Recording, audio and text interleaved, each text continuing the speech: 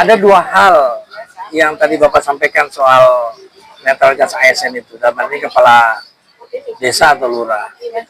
Kalau dia bersifat tindakan dengan mengeluarkan surat kebijakan, memerintahkan bawahannya, ya, sampai dengan struktur begitu, itu potensi terkait dengan tindakan perbuatan dugaan pidananya ada itu. Ada sanksinya itu. Ada sanksi kurungan penjara itu. Kalau memang perbuatan itu secara langsung. Tadi Bapak bilang ada istilah menjanjikan, memberikan sesuatu, nilai, benda, atau barang, sehingga orang terpengaruh atas perbuatan ASN tadi, itu masuk ranah pidana. Hukum lah ya. Nah, yang kedua adalah, yang kita tekankan adalah seorang pejabat tadi, lurah atau kepala desa, dia jangan sampai mengeluarkan kebijakan karena kewenangan dia. Dia punya kekuatan, punya anggaran, punya kebijakan, punya segala sesuatu yang dia bisa gerakkan.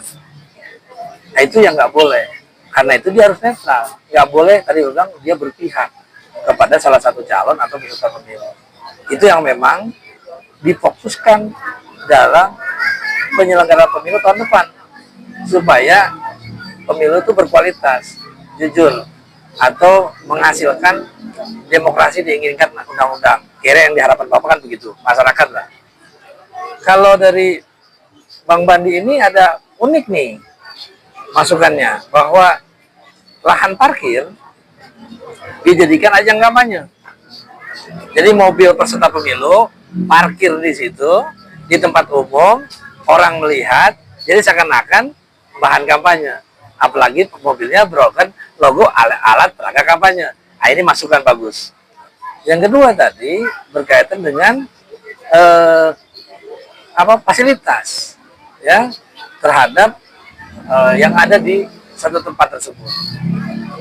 Nah, secara prinsip tadi, kalau dia melekat pada jabatannya, melekat pada seseorang yang jabatannya adalah ASN, dua hal dia, bisa kena sanksi pidananya atau bisa kena sanksi administrasi. Artinya administrasi itu dia ditegur, ditahan kenaikan pangkatnya, dan atau dipindahkan jabatannya, tidak lagi menjabat karena tindakan-tindakannya yang dapat menguntungkan pihak lain atau pihak calon peserta dalam pemilu ke depan. Saya terima kasih nih dapat feedback lahan parkir pemerintah daerah dijadikan lahan kampanye. Nah, yang ketiga tadi masukan soal ruang publik. Nah, di Ekopart ini tempat ruang publik memang, tempat masyarakat ketemu dari berbagai komunitas gitu. Memang kelihatannya sebaiknya tidak dijadikan ajang kampanye begitu ya, atau tempat kampanye, baik langsung maupun tidak langsung. Artinya tidak boleh ada alat peraga di sini, tidak boleh juga ada orasi di sini. Oke, baik. Saya kira itu masukan bagus. Nanti yang biar Bawaslu